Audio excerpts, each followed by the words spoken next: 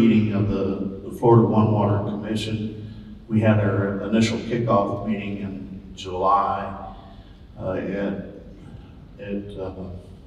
Martha Weiland at the Florida Environmental Permitting School. So this is the third meeting, and we have a much smaller crowd today than we did yesterday. We have 80 people here. But it's good to have the commission together. And with that, I'm going to hand the mic off to our city manager, T. Michael Stavaraz, just to give you a little bit of welcome to the city. Thank you, Gary. Good morning, everybody. Where's the energy level? Is it because it's so cold? If you get up and do some jumping jacks about every 10 minutes, you'll stay warm, you'll burn calories, you'll be able to eat more come next Thursday. Okay?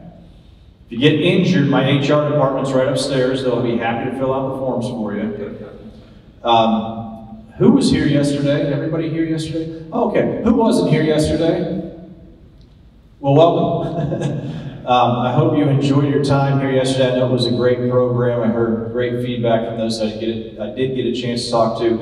If you were in town last night, hopefully you got to see some of Winter Haven and kind of what our community is all about, what we're trying to be, what we're achieving day by day. In terms of your meeting this morning, you know, I'm not as familiar with the Florida One Water Commission. I know, you know, certainly Gary's role in that, and what he shared with me, and some of the members of the team that we work with that are heavily involved in that. But it is something that is very important to us because it aligns with exactly what we're trying to do here in Winter Haven. I talked yesterday just for a few minutes about, you know, why this is so important to Winter Haven, and I was sitting in my office late last night thinking, you know, it's pretty cool that we have all these water experts from around the state that have come to Winter Haven to talk about water, and this is like the big issue for us. So when I got in this morning, I went and found a couple of things I just wanted to share with you. I mentioned yesterday that we really started this One Water ethos without even knowing really what it was. I mean, we had some aspirations of what we felt we needed to accomplish. So Mike Britt, I went back into my shelves, and I found this document, and I remember the day, I remember the exact day, that Mike Britt and I sat in then City Manager David Green's office, and we were talking. Mike was giving a very heartfelt speech about, you know, how all this water ties together and what we need to be doing differently. He wasn't a utilities guy at the time. He was our lakes guy and our stormwater guy, but he wasn't really on the water department side. And he was pitching this just so passionately, and David Green said, I'm sick of hearing you talk about it, go do it. Right? It was 2006, and in 2010 we published this document, Winter Haven's Sustainable Water Resource Management Plan, with the folks from what was then PBS&J. I don't know what PBS&J is now. It was Atkins, then it's now something else, I think, and we'll see what it is. You know, these names change constantly. But immediately after that came out, we spent a whole lot of time in Tallahassee, and every person that we could get in front of, we gave them a copy of that. And we expected to walk into offices and see that on their coffee tables, on the little stands by their seating areas to help promote what we were doing. At the time, Adam Putnam was the Secretary for the Department of Agriculture, and he really embraced it. And I remember walking into his office about 2 years after that came out, and it was sitting there on the desk. And what was more impressive than it being there was that when I kind of thumbed through it, there were sections that were highlighted and underlined. And that was that reassurance that it gave us hope for what we're trying to do is so important. The other thing I came across this morning when I was thinking about water, and I wanted to share this with this group, this is the city's annual lakes report. You heard me say yesterday there's 50 lakes that are inside or that touch the city limits of Winter Haven. I think it's 24 or 26 of those that are connected by a series of canals. Some smaller lakes that are also connected by canals, but our northern and our southern chains are our pride and joy. Our Natural Resources Department puts together this document that, and this is not to challenge or to diminish the work of any of the consultants that are in the room, but I have never seen a water analysis report of lakes the way that the folks in the City of Winter Haven's Natural Resources Department, what they produce every single year, an in-depth assessment of every single water body that is within our system here, it's unbelievable. I tell all my local friends that are big anglers, if you want to know where to go fish, grab this document. In fact, don't even grab the document, just grab your cell phone and go online and find the document, and it's searchable by what lake you're on. It's going to tell you the bathymetry of all those lakes, where the emergent, submergent pockets of vegetation are, where you're going to find the fish, everything about that lake. I don't know if they're taking advantage of that yet or not, but as a novice fisherman, I always look to that and kind of see where am I going when I get a chance to go fish. But I say that because what we do in Winter Haven when it comes to our lakes, that's our greatest natural resource that we have. That is what makes Winter Haven a very special place. And the efforts of what we're doing in One Water really originated within those lakes. When we look back to 2004, and we were in extreme drought conditions going into that horrendous hurricane season of Charlie, Jean, and Francis. When you drive around and you look at our lakes, and you'd see canals that you could walk through, you could see docks that went out into the lakes, and at the end of the dock, you would have to go another 20, 30, 40 yards before you hit water. And then we had hurricanes, and of course, those did just the opposite. We had canals where the water was overspilling the banks. We had docks that were completely submerged. And it really opened our eyes to the impacts that extreme highs and lows, the peaks and valleys within our water table can have. And it helped us even better understand why it's so important for us to manage water in a way that protects those resources. It's not just about do we have enough water for our population, but do we have enough water for our environment? And what can we be doing differently to make sure we manage water in a way that complements and mitigates the challenges of both in those areas? We've been blessed since 2004 forward. We haven't seen those peaks and valleys. I think some of that is climatic in the sense of the rainfall we get and the spread that we have between these major storms, but I also think that it's a testament to what we're doing in how we pull water, when we pull water, where we pull water, what we're doing with our storm water, what we're doing with our lakes management. All of those different pieces work together. Not every place is Winter Haven. We're kind of this, we're very unique in my opinion. You guys are experts on this more than I am. I use the word unicorn a lot. The water resource facility that I call that the unicorn. It's not a wastewater treatment plant, it's a wastewater unicorn.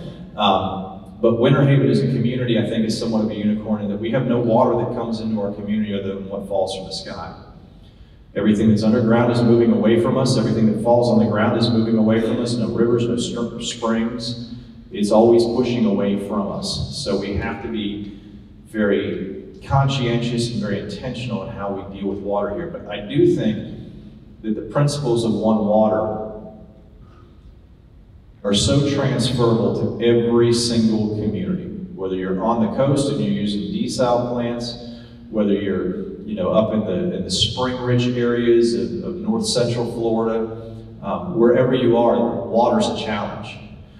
The challenge may be a little different for everybody, but if you're not looking at it from a holistic standpoint of how are we managing what we're pulling out for consumption, how are we dealing with what comes back to us in the forms of wastewater, how are we dealing with all the storm water and all the challenges with that, how do we deal with climatic changes that we experience, the flood mitigation, the natural environments, all that stuff. It's not just a Winter Haven thing. I think it's throughout this entire state. I think it's throughout the entire nation. And for that matter, I think it's throughout the entire world. And I think what this commission focuses on, what we're trying to get our legislative bodies to focus on is take a more holistic approach, a more comprehensive, inclusive approach.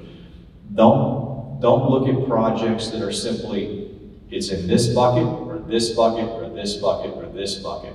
Those will certainly accomplish what their individual intents are, but when we can look at projects and we can look initiatives that touch 2, 3, 4, all the buckets, that's where we have the greatest benefit back to our taxpayers, our citizens, the future generations. So I commend you all for what you're doing with the One Water Commission. Certainly Gary is a huge advocate for this on our side. Our city commission is fully embraced by it. We speak about it often. I speak about it with probably the least level of expertise, but try to bring it down to a level that maybe the layperson can understand. But as I said yesterday, when we realize the pathway to maximize every ounce of energy and value out of every ounce of water, regardless of where it comes from, then we've won. My kind of vision and what I tell people is when you go out to a restaurant and you don't eat all the food and you take those leftovers home and just put them in the garbage, that's the traditional approach to water management. That means we're going to pump water out of the ground, we're going to send it to your home, you're going to send it down to the drain. And if we're not doing something with those leftovers, if we're not maximizing the values of those, then we're missing out on a tremendous opportunity at the cost of our taxpayers and at the cost of the environment. So, with that said, I hope you have a great meeting this morning. Again, thank you for being in Winter Haven. We want you to come back here when you don't have to spend all day in this building. You can get out on our lakes and you can enjoy some of the finer things that we have to offer. And if Gary or myself or any of our staff here can ever be of assistance to you, please feel free to reach out and please check out either of these documents that are available through our website. So, good morning and thank you.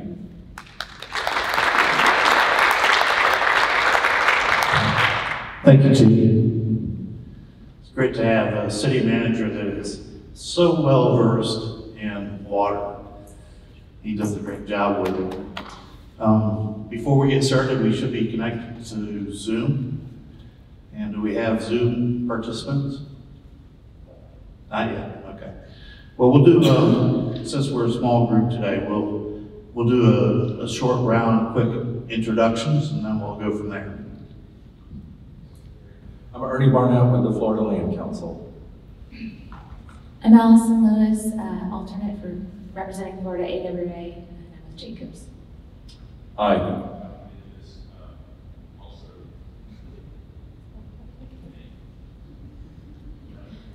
Morning. Okay, there we go. All right.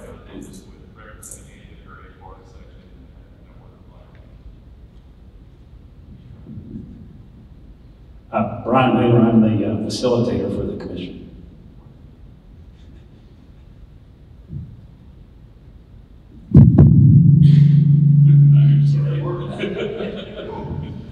Thank you. I'm David McIntyre with Arcsight Consulting and a technical advisor to the Commission. Jared Stockyball with Northwest Florida Water Management District. John Fitzgerald with St. John's River Water Management District.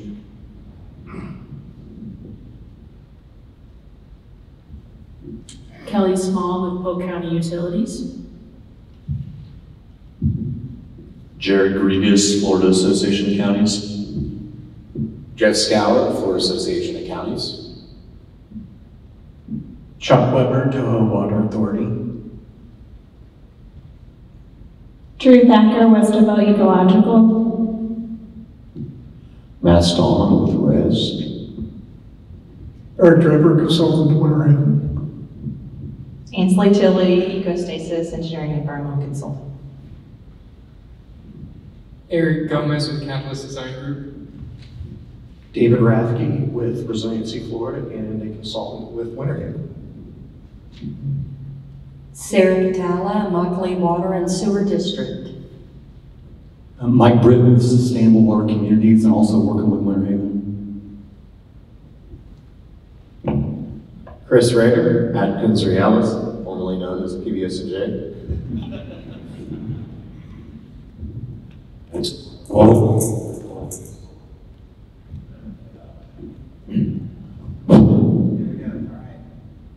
Todd O'Donnell, Wharton Smith.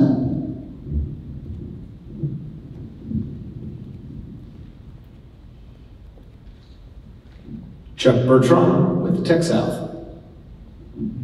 All right, we're gonna do IT now. Stone, Winter Haven IT. And good morning. I'm not IT. Mark Lombard, Assistant Director at Winter Haven Water. And I'm Gary Hubbard. I'm Director of Winter Haven Water and Acting Chair of the Florida One Water Commission. So, not quite sure that we have a quorum today, but I think we do probably need to go through some materials and would encourage participation from our audience as well. Some of the things that we're going to talk about this morning, branding is one of those things I think we need to try to get a handle on, and just basically goes through some of the things that we put together for consideration by the commission. So with that, I'm going to hand the mic off to Brian Wheeler. He's going to facilitate going through the agenda here. Gary, do we have commission members who are all I don't think we have anybody on Zoom at this time. Is this working? Okay. So we've gone through the introduction, so we have a review of the minutes from the July 16th meeting that we had at Boca Raton. Does anybody have any corrections or changes to those minutes?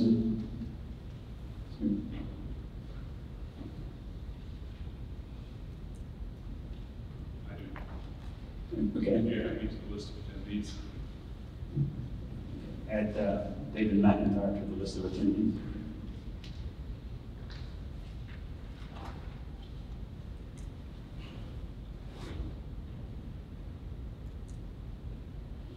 Any other corrections, additions, deletions? Okay.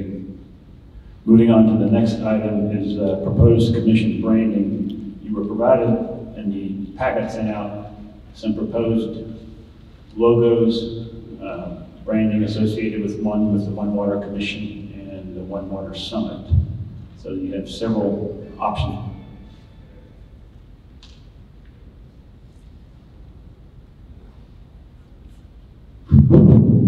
Are we back? All right. Open up to any feedback from members related to the logos branding.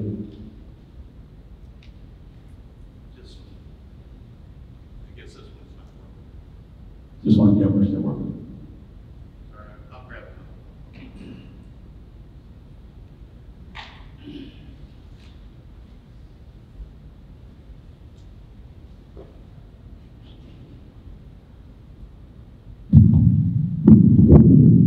So first, I'd like to thank WSP. They put together these branding options for us to consider. You know, just yesterday, the summit was branding also. It's number 3 on the list there. And the WSP also set up the Florida One Water Commission website.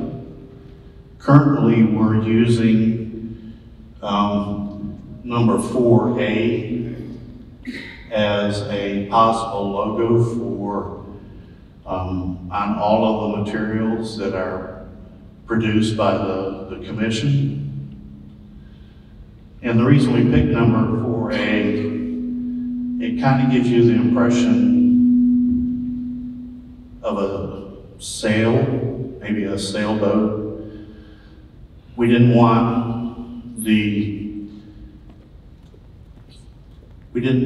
a logo that was strictly geared towards the central part of Florida. So 4A was chosen, but quite honestly, I like all of these. And just open for discussion, get some people's thoughts on what we might want to use as a logo for branding for the commission itself. With that, I'll just open it up.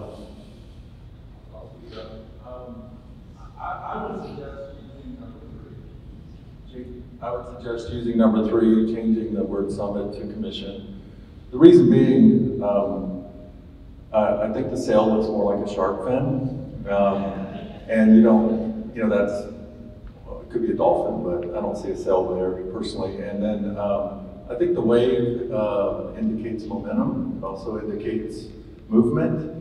And it, a blue wave is I think symbolic of a change coming. That doesn't. I just think that I like the way that looks, and I think it shows movement and momentum. I would support that, and John and I were talking, he was thinking, I sometimes can see the word new water, and so One Water is new water in a way too, so that's cool. The only one that I'm kind of opposed to is 2, just because it sort of looks like a hurricane.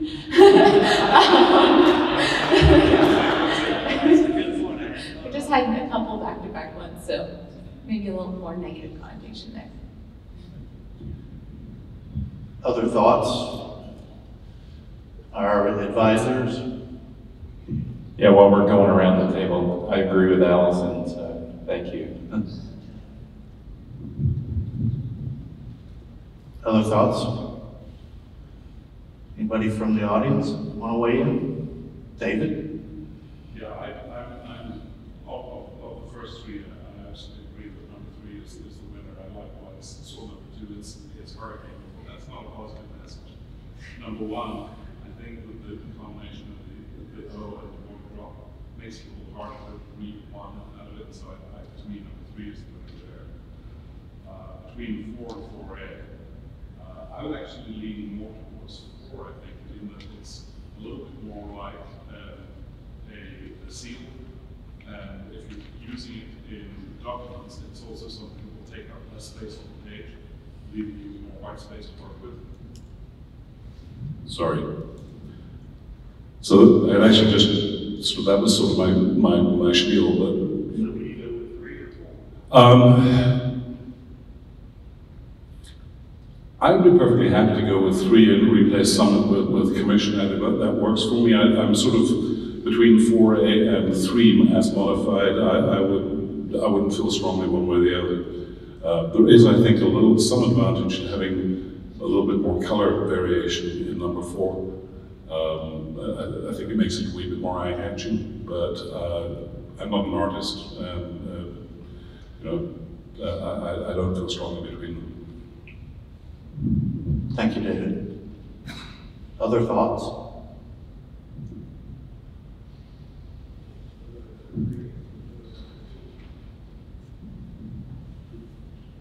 Change the blue in 3 to blue in 2. I'll brighten it up a little bit. Okay. Other thoughts? The O in number 3, if I didn't know this was One Water, and when I first saw that one, I started with the N, and then I went backwards and said, oh, there's the O. So I think folks that aren't familiar with the One Water name might miss the O in number 3. And so I would agree with David on 4. I think that one really pops. If 3 was to modify it a little bit so that you could tell that it was an O and maybe keep the wave somehow, I think that would be my preference. So the one thing about 3 is, it could be One Water or it could be New Water. Well, I guess my question would be, well, who are you? It's good point. Other thoughts? I actually like the first one because the one drop that's right next to the One Water, I feel like it emphasizes that we're working with really one drop of water to continue to maximize that. Good point. Other thoughts?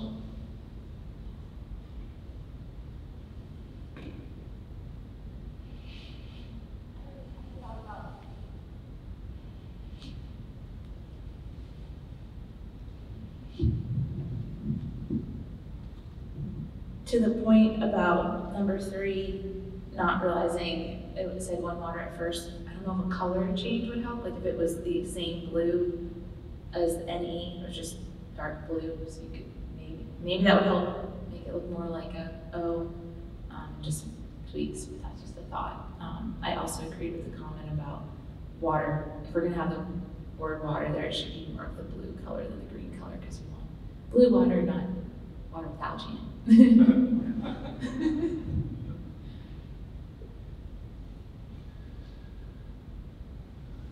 it. It is in part, about personal preferences and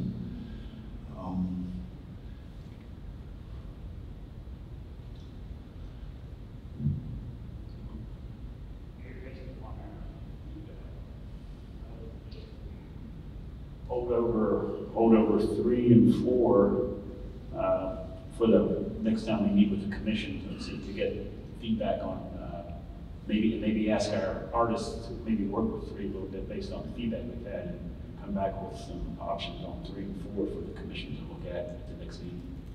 Yeah, I think that's a great idea.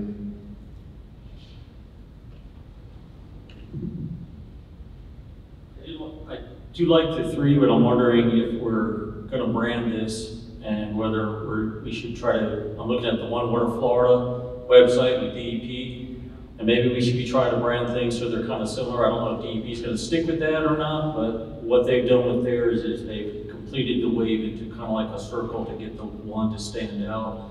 But if we're going to try to brand something and have consistency, maybe we ought to be looking at what U.S. Water and One Water Florida are doing to make sure we all are speaking the same thing. Yeah, that's a really good point.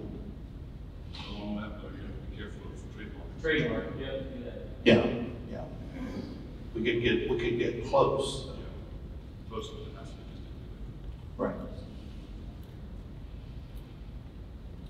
And I think DEP One Water is more about reclaimed water than all water.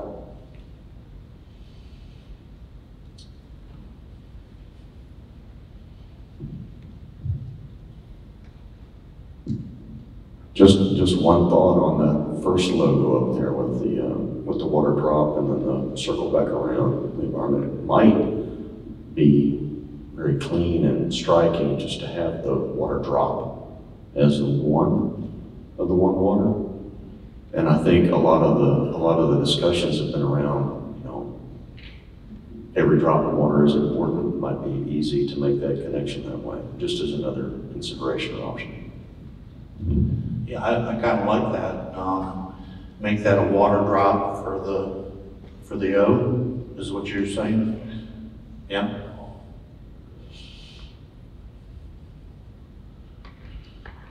So I think we ask our graphics folks at WSP to do a little changing, maybe work with number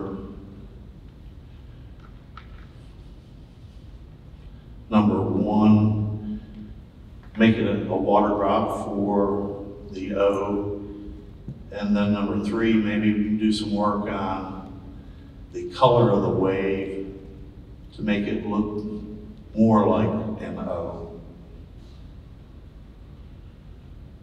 Any changes on 4? I think we had a couple of people that thought.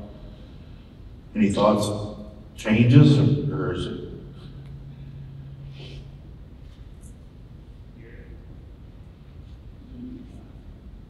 What's that? Oh, we do have Zoom now? Okay. Do we have, who do we have on?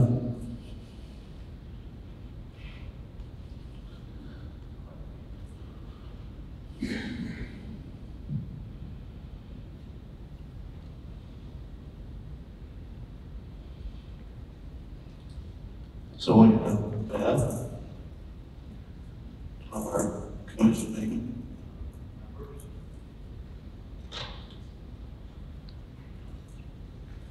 And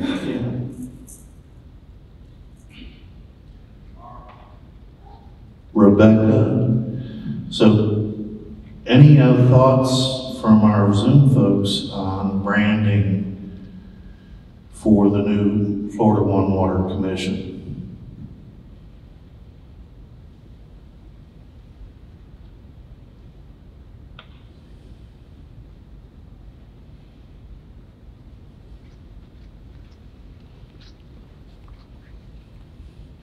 Anyone on Zoom?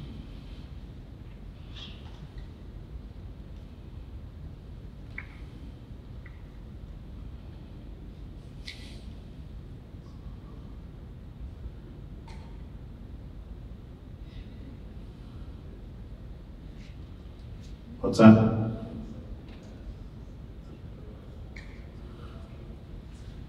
Okay, so we do have one comment from Kim. I like the O is the water drop idea for option 1. Thank you, Kim. Anyone else on the Zoom meeting that's got some thoughts on branding and logo for the Florida One Water Commission?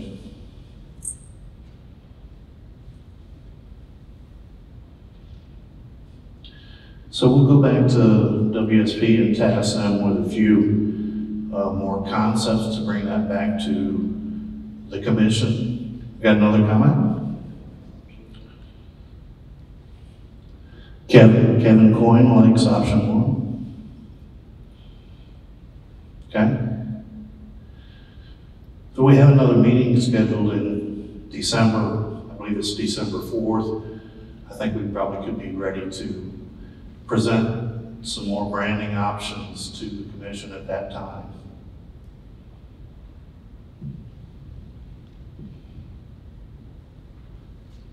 So on to the next item on the agenda.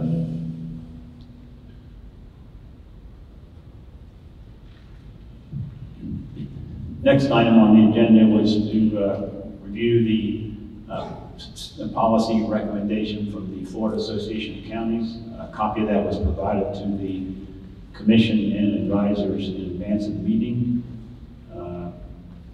I guess primarily what we're looking for here is for the commission, whether they want to endorse this position from the Florida Association of Counties. I mean, from my perspective, the Florida Association of Counties is endorsing One Water Commission based on the policy statement there. So one thing to notice on this is that on the background for One Water is basically the same definition that the Florida One Water Commission has adopted, with the exception of the word social benefits. This commission chose public benefits, but otherwise it's the same definition. And I think the one thing from my perspective is that we have the Florida League of Cities that supports this concept. We have the Florida Association of Counties promote this One Water also, and that by joining forces, we can be so much stronger working together. I know I've spoken with the Association of County folks, and they're going to take it back to their board, their committee, about possibly becoming an advisor to this commission in the future.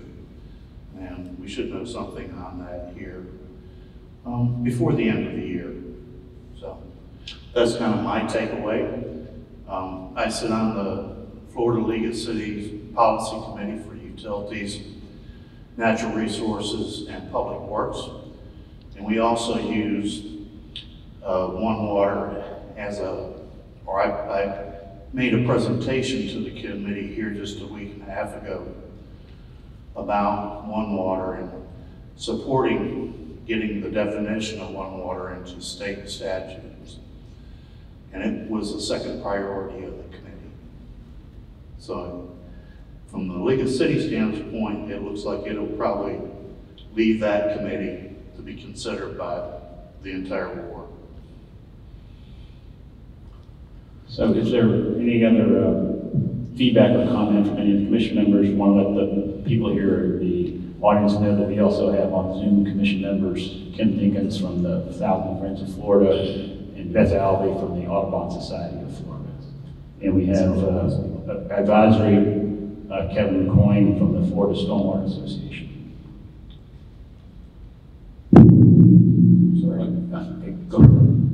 Jeff Scout with the Florida Association of Counties, and just to give additional background to commission members that are here, those on Zoom, and the audience. So this proposal, we're in the middle of our policy development process, and at our next conference in Tampa, we will be adopting our FAC, Legislative Action Plan for the 24-25 years. So what you're looking at was an initial proposal from Commissioner Sean Parks from Lake County, and we tried to corral as much information as we could based on what we had at the time back in August, and certainly the information we heard yesterday with the presentations and then what's been posted and part of this agenda and some of those additional background materials. We're trying to gather as much information as possible for our commissioners of our Water and Environmental Sustainability Committee to make the recommendation on whether they want to adopt this for the current year. So I just want to provide that as additional context, and we'll take it back and provide, take this document, add some more information so they have the full picture for their consideration, and then we can get back to you all on what our board has directed me and our public policy team to work on. Thank you, Jeff. Any other comments? Would there be a value in having a representative of the commission come and speak to your folks directly? Sure, and I was talking with Gary here this morning and trying to connect with some folks over in Hillsborough County to do that. We do have a portion of our agenda of the meeting that would be for presentations or just more background. So we're trying to figure all that out here in the next few weeks. So I will be forwarding the Hillsborough County members of the board to Florida Association of Counties to hopefully support their efforts at the county level. No other comments from the commission, then we'll move on to the next item on the agenda. We're going to make a little switch in the order of the agenda for purposes of time potentially in the future. So we're going to take up item 8 now, which is the discussion of potential legislative action, which is on action item number 8. There's actually 2 pieces to this.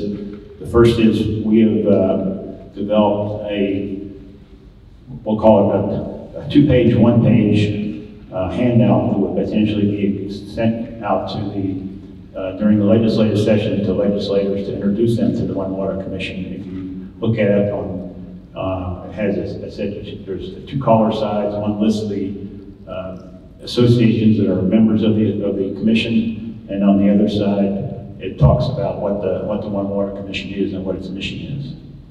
So the proposal would be, if this were adopted by the commission, that this would be available to be, again, distributed during the legislative session to legislators to introduce them to the One Water Commission, its existence, and what its mission is. So open the floor to any comments or feedback from any of the commission members on this item, I call it the 1-page, 2-page, one sheet with two sides to it. So just some background, Chuck Bertrand from Tech South. Chuck, you want to raise your hand over there? Chuck's been working with us on developing this information and the handouts that you're going to see today. And thank you, Chuck, for digging into this and dressing it up and making it look pretty.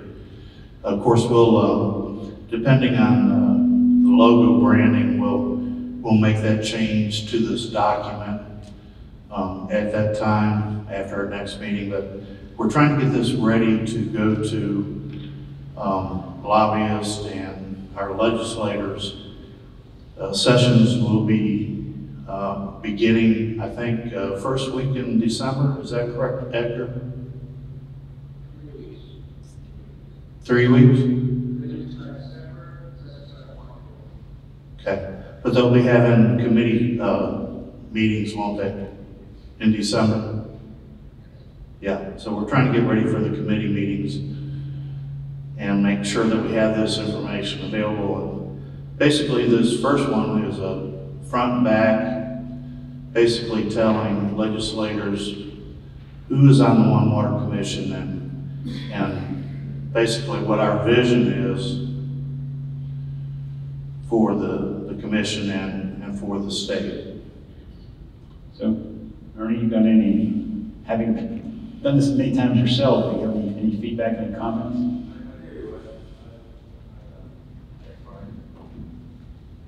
Overall, I think the handout's really good. I mean, I think telling people who we are, what we're focused on is really important.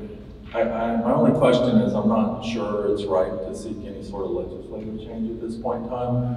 When you're just seeking to put a definition, which appears to be the only thing in the legislative agenda, that implies there's some statutory need for the definition. So if there was some recommendations that come out of this group in the future to maybe in identifying alternative water supply funding or appropriations where there would be a higher consideration given for a One Water project over something else or some sort of weighted criteria would make sense. But right now I don't see anywhere in the statute that a definition would be pertinent. And you know, you might want to reconsider maybe a resolution instead, that just some sort of endorsement of this kind of approach for local governments and utilities and others to seek to have a One Water approach towards doing it. But right now, in the 2025 legislative session, I don't see where a definition in the statute has any significance. And it would be a little bit confusing because typically when you have a definition in the statute, it means in the statute somewhere that term is used and you now know what that term means. And without there being any sort of movement on that front, I think I would just defer, if there's specific action, maybe reconsider a resolution in support of a sort of a global One Water approach, and the legislature endorsing this kind of approach might be more wise. Okay, good.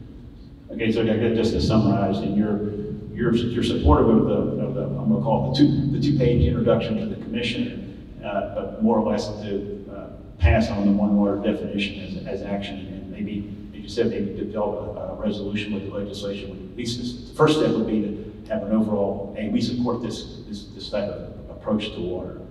Okay, that's good. So one other thing that goes with these two documents, there are white papers that get into a little more in depth.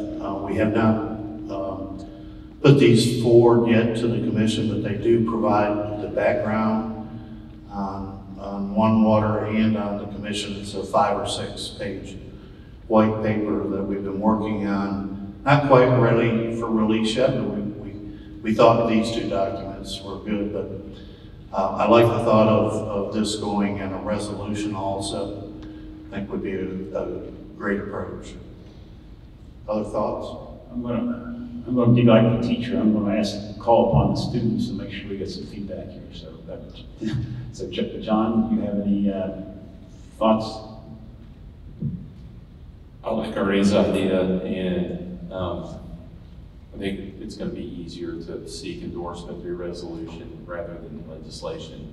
Even though you may have great support for it, it's kind of an easier lift overall. So I support the idea, and I think we can kind of monitor how implementation goes forward, and if everybody feels good and gets on board, we don't need a legislative solution. We just continue to work under the existing framework. So we'll have to see how that goes, but I agree. Who's next? I can pass the mic. I was going to see if I could get, because I know Beth Albee and Ken Dickens are on Zoom, if they have any feedback. Beth or Ken, do you have any feedback that you can catch what Ernie's statements were?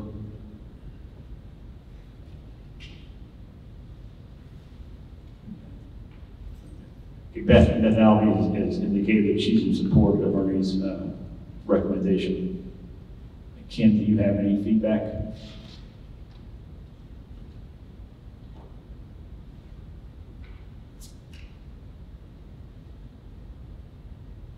And Kim also is of Ernie's position. Okay. So we'll make that change to the one pager to indicate a resolution, and then prepare a more detailed white paper to go back with this and bring that back to the commission at our next meeting in December. Any thoughts from this group here? No, I just think support it as well. I think it's a great idea. See how things go. I likewise think that trying to insert a definition that isn't referenced in regulations is likely to get resistance.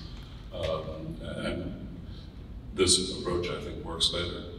On this particular page, there's a little bit of there's a little bit of a layout issue. Northwestern Waka, the label is stepped on by the top of the blue bullets. So it's hidden, and in general I feel that the panhandle areas kind of get lost with this layout, and perhaps if we could adjust some of the locations to highlight that a little bit better, it would be advantageous. Good thoughts?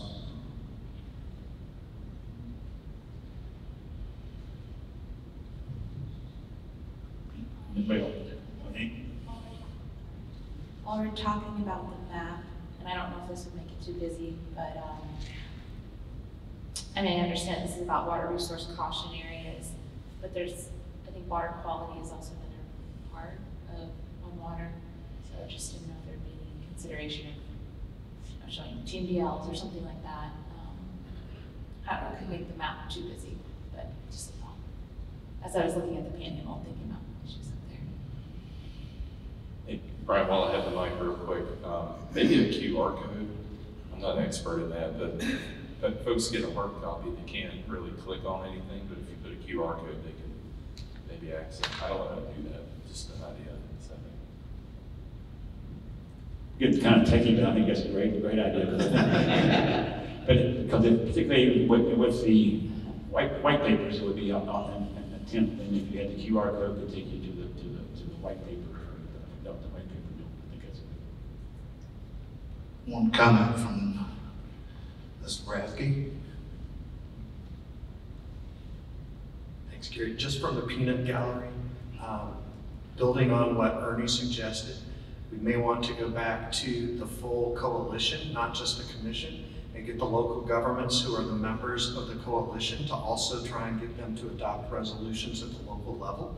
And then we can put all those together. So just a thought. Great thought.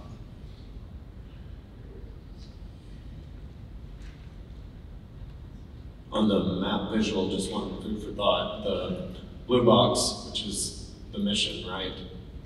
Perhaps emphasizing the caution area is the wrong thing, and rather bring it down to maybe the top of the stack and bring the blue box up as the mission rather than exclaiming the problem. I don't know.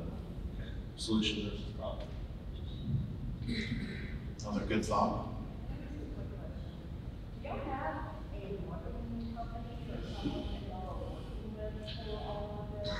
And the reason why I'm asking is, sorry, sir, water and sewer, is that we went through changing a logo, and we worked with a marketing and branding company that really handles the colors, how things are set up. I'm just kind of curious if the commission is working with the company that could help with items like this. If not, can we submit our comment somewhere? Sure, you can send your comments back to me. Okay. But yes, we have been working with Tech South. Chuck Bertrand is sitting over here, so he's recording all the time.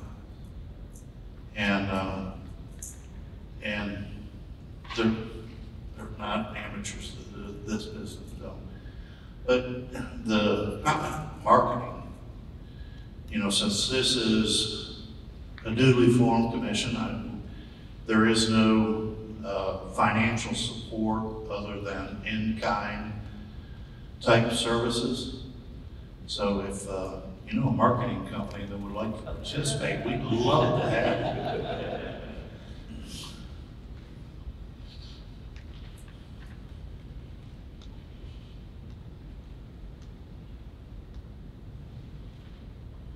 Just one quick comment on the map. I agree, perhaps zooming out a little bit further so you could see the whole state or most of the state. But also I think you're trying to highlight the water resource caution area areas being 67% of Florida.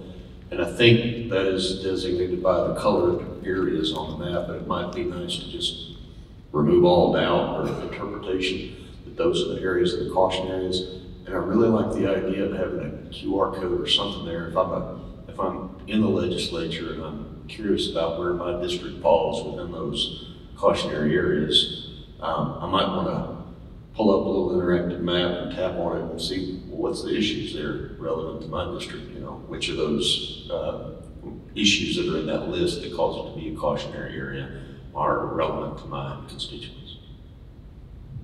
Great thought, great thought. Anybody else from Zoom or the audience here?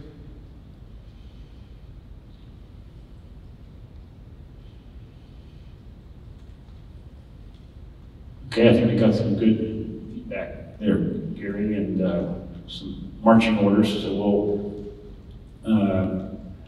bring this all back.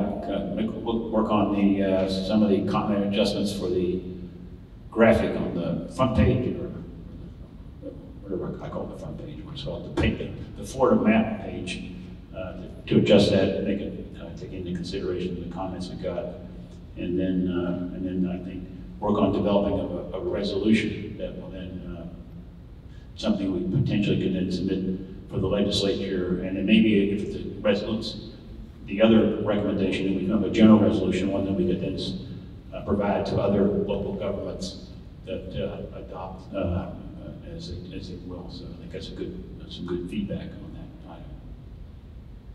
So our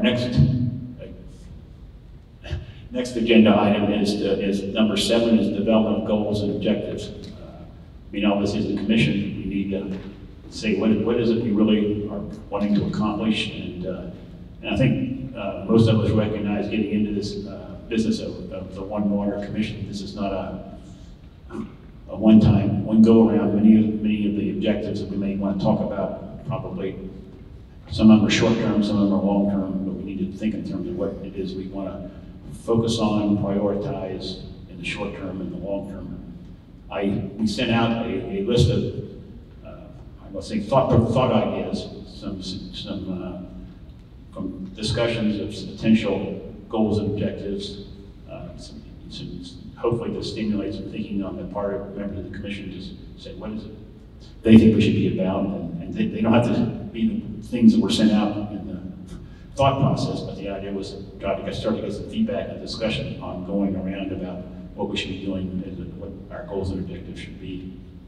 So at this time, open it up first for discussion or any specific recommendations any of the commission members have for a goal or objective, either something we've already within what was provided or something that you're saying this is what I think we should be doing, type of things.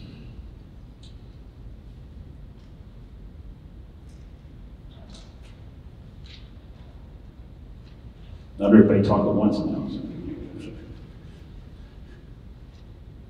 Do you have any, and I'll stimulate the conversation. I could wait for John, but John first.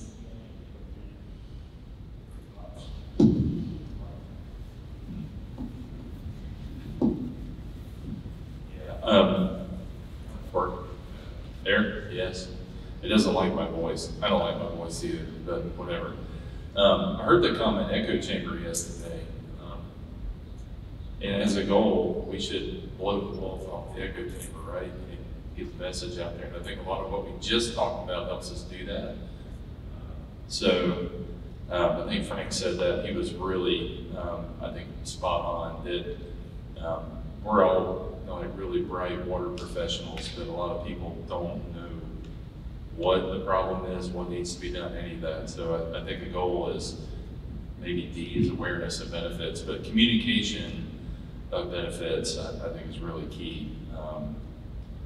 That's one of my thoughts. We keep going. No, I'll hand the mic off. That's one. I mean, all these are good. Funding definitely needed. That was talked about yesterday, but I think getting the message outside of our chamber, so it's not echoing anymore, I think is really critical. Coming back to you, if we're putting a message out there outside the echo chamber, the message is still going to be, somebody's going back, what is it you're still trying to do? I understand, I hear you tell me what One Water is and how it benefits. So what are we going to do about it?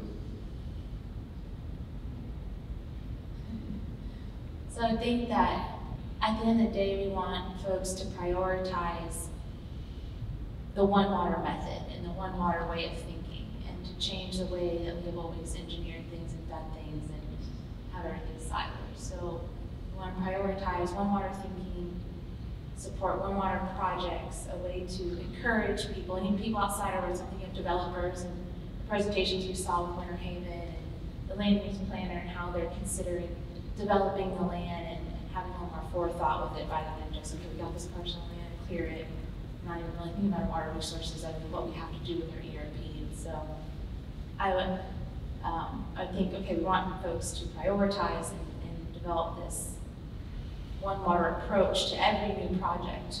And how do you encourage that? You encourage that by funding and funding sources for that, where it's prioritized, and you're incorporating One Water methodology or thought, and then ease of permitting, or just a clear path to permitting, because I think sometimes we have to get creative with how we permit things. So I do agree that those are kind of the two top goals I see here. You have incentivizing, that's how you get change, I think, in that One Water approach. I would think that's our goal. It was a little long-winded, but. So, let me ask a question. So, of those that you've talked about, so are you thinking that we develop one-pagers or a white sheet, or how would we get the message across? What do we need to prepare to educate our public and our legislators on going forward? What are your thoughts there? Yeah, and I don't think we'll have all the answers today, but I think it could be a component of each commission meeting where we talk about, we don't just communicate as a commission, but communicate externally. And while Allison was thinking, it stimulated my thinking from, I'm talking about AWRA Florida section for a minute. One of the kind of, if you ask, what do you do in AWRA Florida section? Well, we support students, and we're really strong with that. And every bit of funding we get, most of it gets turned back into scholarships. We have student chapters, and I think the next generation of water professionals needs to understand this. So maybe that's a role that we can play in AWRA Florida section, is really promoting that education of students. We have strong connections with Florida Gulf Coast University, University of Florida, I could go on and on. We have very strong connections. So that outreach and communication, I think, is really important that we could form, like I'm the chair of the outreach committee, for example, we can bolster and enhance the way that we communicate as a professional organization with students or with our membership. For this commission, I think it's a topic of discussion. We've got some really good stuff underway already. I think we can build on that, and somebody that's a communications expert maybe can advise the commission how we better communicate going forward. I don't have the answers, just kind of thinking through it, Gary.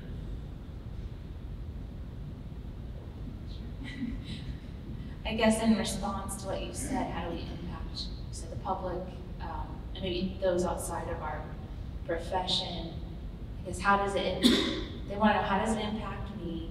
What benefits do I get?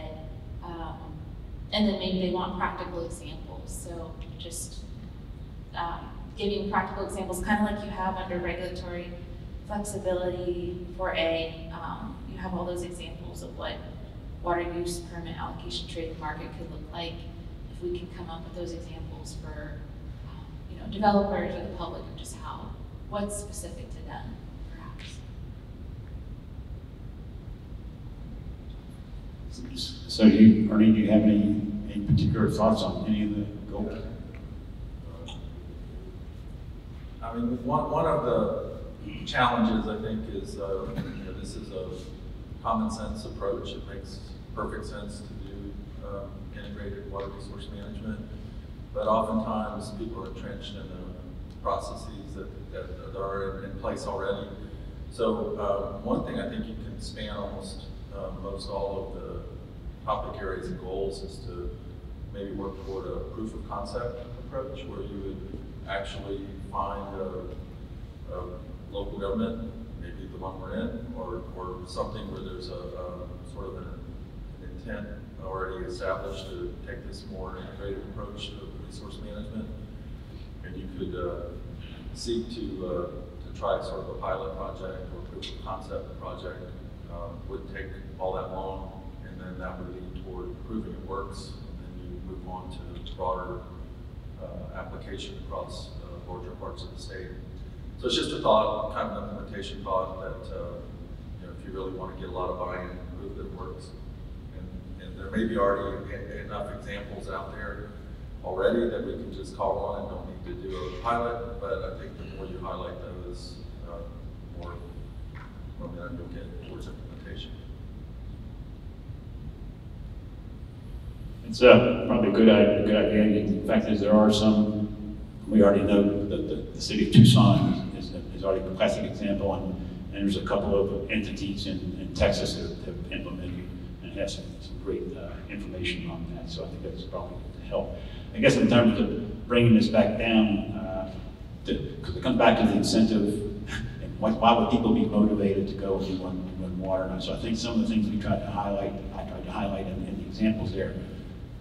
And one thing we've done, we talked about a lot yesterday, but I think it still comes back, and it's the funding issue. And I'll just highlight the figures that Frank Bernardino put out yesterday that say that the state's identified that there's a $227 billion funding need for water resources over the next 20 years. And right now the state is funding that.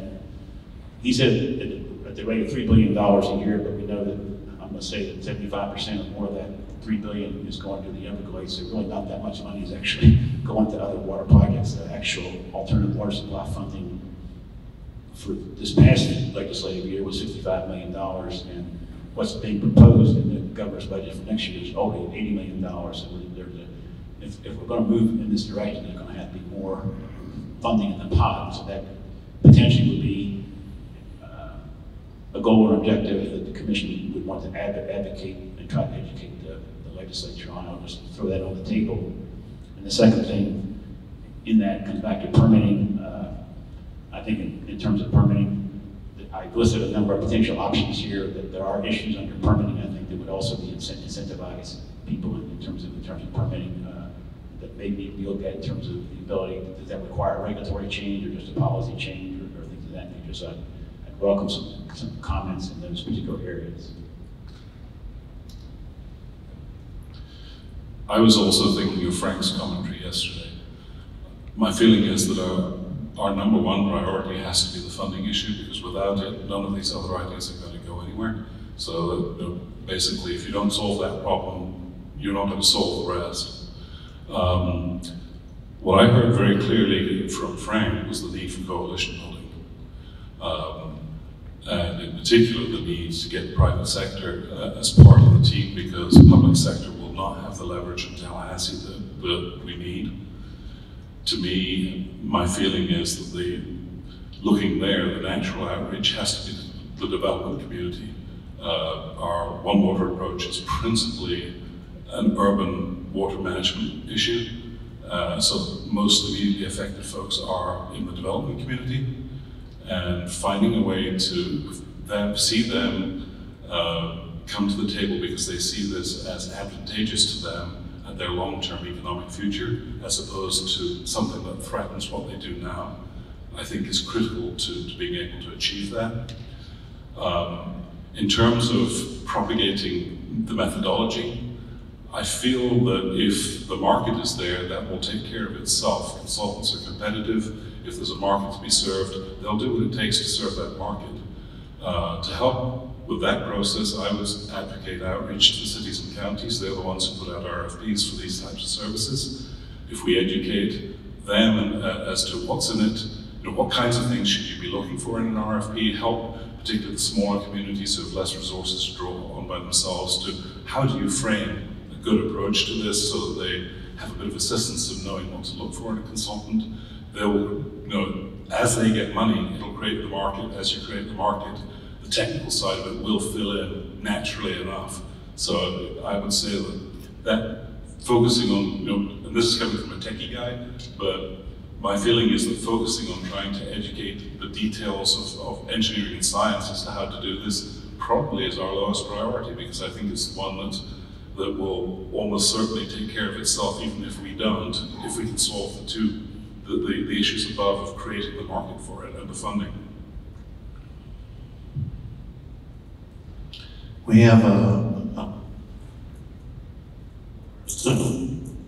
participants, Jeff Littlejohn. Jeff, can you speak? Yes, can you all hear me okay? Yes. Okay, great, thanks. The audio is a little quiet, but I turned on captions and it's helping me. It may just be my old man here. So I like the approach of a walk before run with any legislative tweaks, and just getting a definition on the books would be valuable, in my opinion, to regulators. If you were, for example, making an application for something where you're gonna utilize a one water approach, and maybe harvest stormwater, use it for aquifer recharge, start to blur some lines between conventional regulatory silos, and in order to overcome maybe a staff resistance to keeping projects like that siloed, and being able to point out that there's a net benefit of the one water philosophy, achieving a net ecosystem or net water resource outcome, then being able to point to a definition with some positive words in there and say, no, this is a one water project, and that has a definition in statute, so we want you to, come along with us and agree that, blurring silos or removing silos or mixing types of permits for projects like these are beneficial. I think that will take us a step in the right direction. If we wanted to introduce some more flexibility in statute, or at least just create a mechanism to acknowledge that flexibility may be needed in some of these projects, then we might be able to lift some language from the Ecosystem Management Agreement statute, which is 403.0752. For those of you who may not be familiar with ecosystem management agreements, they're not used very often because they're very complex and difficult to get established. There are not very many in the state, but they do have a built-in statutory mechanism for introducing regulatory flexibility when there is a net ecosystem benefit. And so maybe just capturing those two concepts and either drawing them into the definition, or along with the definition, adding that opportunity to utilize some regulatory flexibility or authorize some regulatory flexibility when there is a net water resource benefit. Even a statement of that intent by the legislature, I think, would help us, regulatory staff, view some of these unconventional applications in a different way. And I think that was some of the recommendations that have been made already by other speakers, doing pilot projects and holding out those as examples of what we're talking about, and advance the ideas of one water through good one water projects. I think that's important as well. Jeff, what was that? 403.0752. Thank you. So, Jeff, this is Ernie Barnett. I think that's an excellent recommendation. I hadn't even thought about that myself. And just a little tongue in cheek, I'll share with the group, that's a very well-written part of the statute. I might have helped write it probably 25, 30 years ago. And we did use it a couple places, like the Panama City Airport worked really well. Mm-hmm. So this concept of an overall net ecosystem benefit, which is defined in the statute, I think if you're integrating stormwater, wastewater, drinking water, and have some habitat restoration, and there's all kinds of opportunities to use that and see a little bit of regulatory flexibility. Not sure you need any statutory change, but certainly something worth looking at. So thanks for bringing that up. Thanks for writing that, Ernie. I like that statute. So we have a couple of comments that Alvi asked if we would share the white papers. Yes, those will be provided before the next meeting. And Keely Carlton asked, should we create a communication plan? And maybe we establish a smaller committee of the commission on education. So just some other thoughts from our Zoom attendees.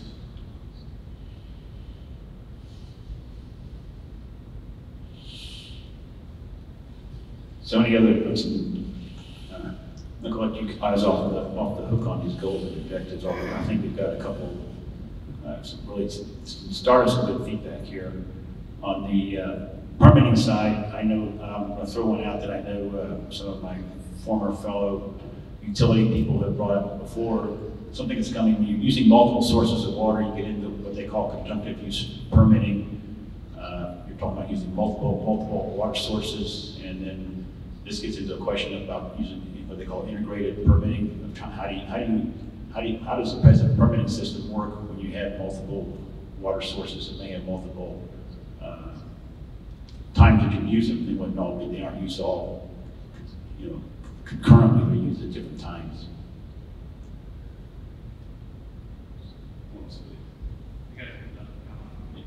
Yeah, Eric Draper. I might be falling behind the agenda, Brian. I didn't quite follow what the transition was, but I just want to go back to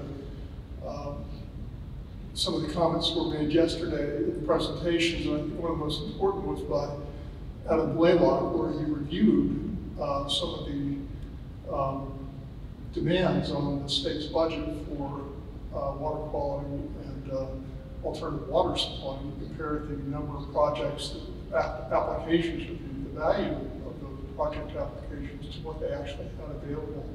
And he seemed to be suggesting that there was some willingness to try and push the numbers of the appropriations themselves, and even hinted in the area of alternative water supply that number could be pushed up with some of the funds unallocated at this point, funds from the compact. Arnie would probably understand that more than I do, but it seems to me that if we're going to focus on an immediate objective, one would be to recognize the fact that the DEP's LDR increased the amount of money for alternative water supply. I mean, not to the number that we probably need, but they took it up to $80 million, which is in fact a significant percentage increase in the allocation of alternative water supply. So I see this on the list right now. I just would want the commission to move past that opportunity to recognize, I mean, assuming the governor is going to also support, introduce that number in the budget, to recognize that and to give DEP and a pat on the back in this process and give a little effort behind it. Like, yeah, that is a good number. Let's make sure that shows up. At least that number, maybe more, shows up in the actual appropriations process. That seems like a small thing, but in fact, small things take effort also, not just big things. And I think that will be kind of low-hanging fruit, early effort to push that along a little bit truly, and it gives the opportunity in pushing it also to discuss the fact that there is not adequate money for all the alternative water supply demand in the state of Florida, or is there the kind of flexibility to allow that much larger amount of money that's being spent on water quality, wastewater, and other issues to be kind of moved over into that water supply function. So I just think that's a way of integrating a discussion, at least, even if it's not actually integrating policy, which is get behind that alternative water supply funding that is already on the table, provided on DEP's budget recommendation. So then is your recommendation that potentially we adopt some type of resolution in support of the increased funding? Well, I wasn't thinking through what the mechanism would be. I'll leave it to you wise people sitting around the table to figure out what mechanism you want to use.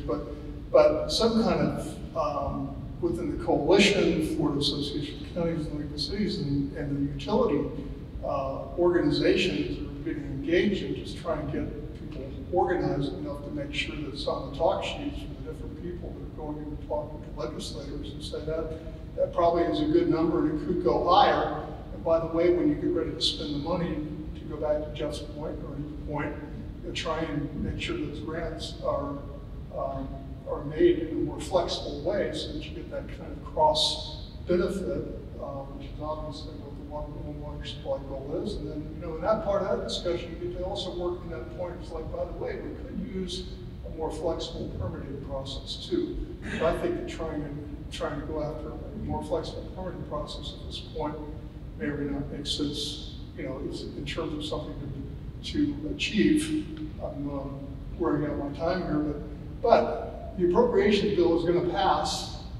Again, my friend Ernie knows it's better than anyone else in the room. The appropriations bill is going to pass, and that is a tool by which much good can get done, even if it's just putting an extra number in there, raising a number, or putting a little bit of intent language. And again, Ernie, you know very well how to use that intent language to change policy a little bit. Thank you. We don't have a 5-minute time clock here, so.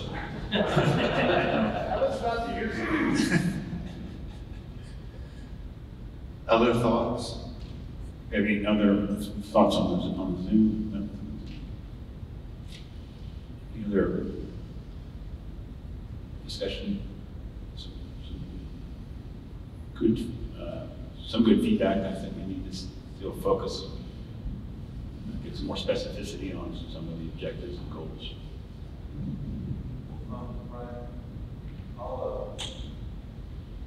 Just to support what Eric said, I think on, to tie some things together, I think back on our handout, 2-page or whatever, maybe at our December meeting, we could go ahead and have a vote by the full commission on support for, we'll know what we'll know the specific, we have the D3A from DEP, so we know what their budget request is. We could actually have a specific in that handout, support for alternative water supply funding, tie it to the DEP request.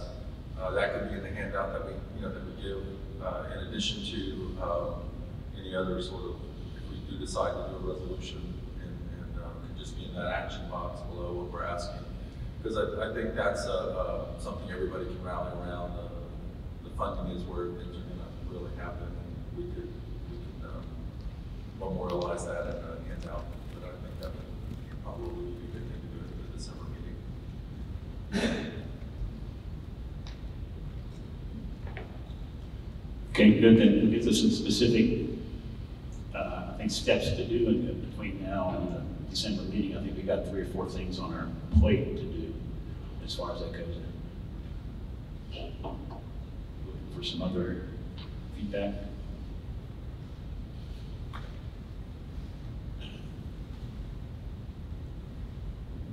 I'm sitting here thinking about, David McIntyre touched on this, but Frank Bernardino had mentioned that the legislature sees this as mostly a local kind of supply problem, and I kind of thought about that. The funding issues for alternate water supply, things like that, they look at that as, kind of a local governments have their own funding source, and I kind of started thinking about that. So we have a concept in Winter Haven called Mikey Math. And so Mikey math kind of says, when Florida's population doubles in 50, 60 years, there's 20 million people coming to Florida at some point, I don't know what time frame that is. 20 million people times 100 gallons per person per day is, another 2,000 million gallons a day of water, drinkable water, public supply water that we have to generate.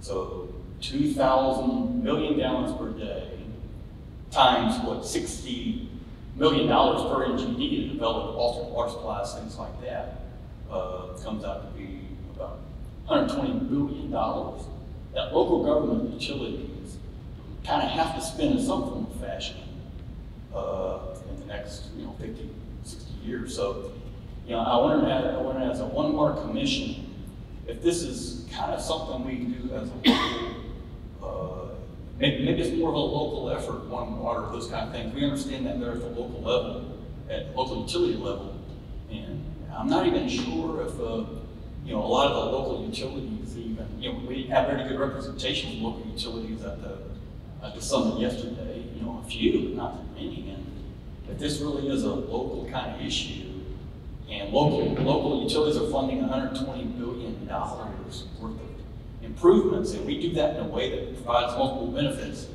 And I think this list of topics is so well thought out about encouraging partnerships and alternate markets, legislative changes, and encouraging multiple benefits. So I don't know. I kind of my thought is, gosh, maybe we ought to be focused at the local level, especially local utility level, in a way that maybe we haven't really quite considered yet. I'm completely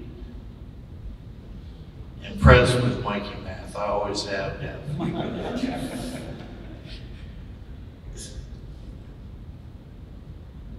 So to follow up what Ernie was talking about in the budget support, you're starting to see a governor's recommendations also going to come out. So I want to also add that to the menu.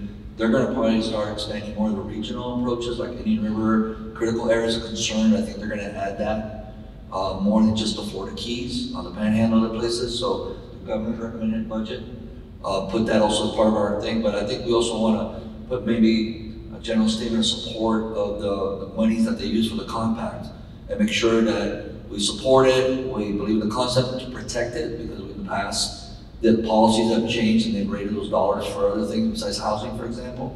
And so we want to make sure that the commission keeps an eye on that and then expand. There's a lot of programs that don't exist, so maybe identifying with our members and throughout the state, with a lot of vetoes that were not wastewater, they were water related or something else, they don't fit. So identifying those type of grants that we may want to work on to help them create and expand. So I think those are the type of things that Ernie was talking about. I think we have to keep an eye on the funding source, the trust fund, that they don't touch that for other purposes besides water and environmental. So those are some things that we're going to work on. Thank you, Edgar. Other thoughts? Anybody else on Zoom there? Josh?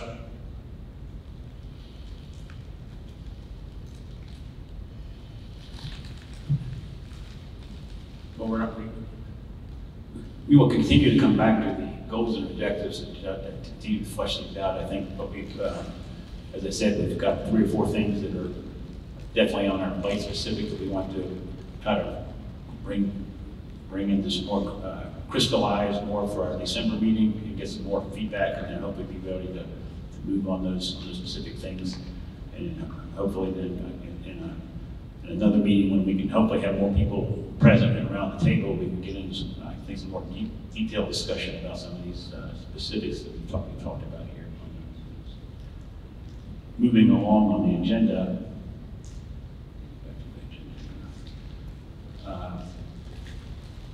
this thing is we're open to any additional comment from the commission, any comment on any specific issues that any of the commission members want to bring up for comment.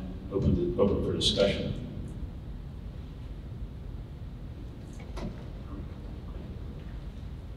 Anything from the Zoom?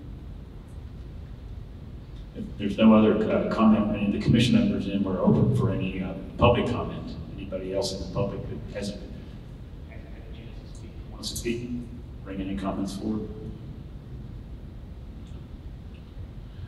I'd like, I think most of the people were here yesterday, just a little bit of feedback on how you felt of the panel discussions that we had yesterday. It's a little bit different than most conferences where, you know, our panels were structured for an hour and a half discussion basically, and some presentation and some just question and answer. And like, if you think that format worked well, or if we need to make changes for future summits.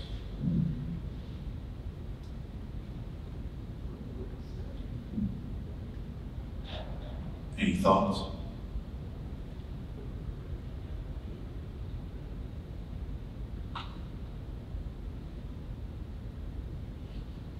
We did perfect. That's right.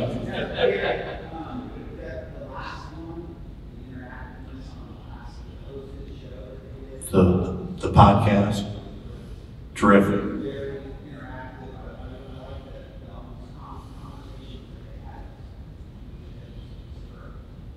Yeah, I would agree. They did a great job.